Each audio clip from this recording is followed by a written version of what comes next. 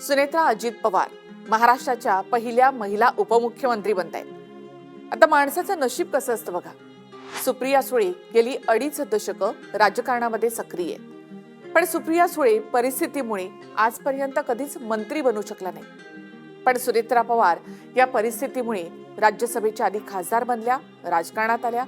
दादांनी अकाली एक्झिट घेतली आणि त्यामुळे सुनेत्रा पवार यांच्यावर दुःखाचा डोंगर कोसळला।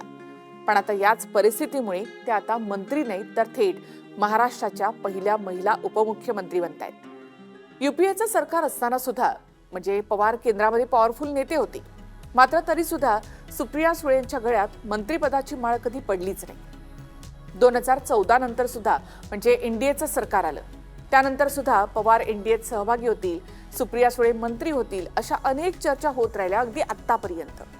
पण मंत्रिपदाची माळ काही सुप्रिया सुळेंच्या गळ्यात कधी पडलीच नाही। पण उपमुख्यमंत्रीपद बहुतेक दादांच्या घरासाठीच लिहिलेलं आहे।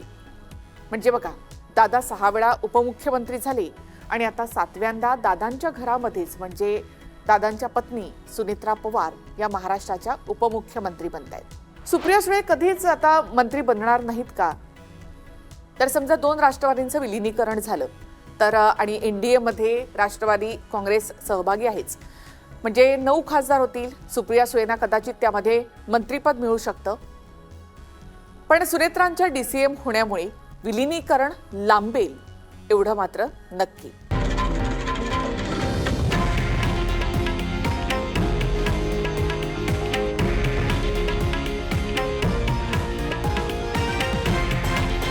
हे आहे देशातील नंबर 1 न्यूज नेटवर्क आणि आपण पाहत आहात TV9 मराठी, एकमेव।